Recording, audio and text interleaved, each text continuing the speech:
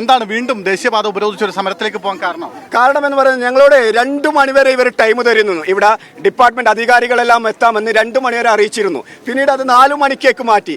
4 മണിക്കേക്ക് മാറ്റിയിട്ടും അവർ ഈ സമയം വരെ ഇവിടെ എത്താൻ സാധിച്ചിട്ടില്ല. ഞങ്ങൾ മിന്നാന്ന് രാത്രിയാണ് ഈ ജനങ്ങൾ ഒന്നടങ്കം സമാധാനപരമായി കടന്നുറങ്ങാൻ കഴിയാത്തൊരവസ്ഥ മിന്നാന്ന് രാത്രി മുതലേ ഉണ്ട്.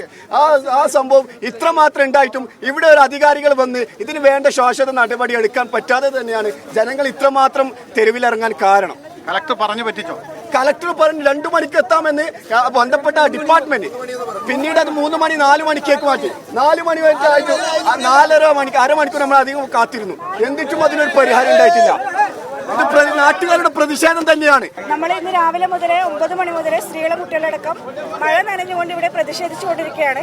2 മണിക്ക് നമ്മൾ അധികാരികൾ ഉറപ്പ് തന്നത് 4 മണിയോടെ അവരെത്തുമെന്നും അതിനുള്ള ഒരു പരിഹാരം കാണാമെന്ന് അറിയിച്ചിട്ടുണ്ട്. എന്നാൽ ഇതുവരെ നമുക്ക് അധികാരികളുടെ ഭാഗത്തുനിന്ന് യാതൊരു തുടർ നടപടി ഉണ്ടായിട്ടില്ല. അതുകൊണ്ട് തന്നെ നമ്മൾ ശക്തമായി പ്രതിഷേധം മുന്നോട്ട് കൊണ്ടുപോകാൻ തന്നെയാണ് തീരുമാനമാകും വരെ പ്രതിഷേധിക്കാനാണോ? അതെ, അതാണ് തീരുമാനം. കാരണം ഒരു തീരുമാനം വരേണ്ടതല്ലേ. രാവിലെ മുതലേ മഴയും കൊണ്ട് ആൾക്കാർ ഇവിടുന്ന് കാണുന്നതല്ലേ, നിങ്ങൾ തന്നെ കാണുന്നുണ്ടല്ലോ ഇതൊക്കെ.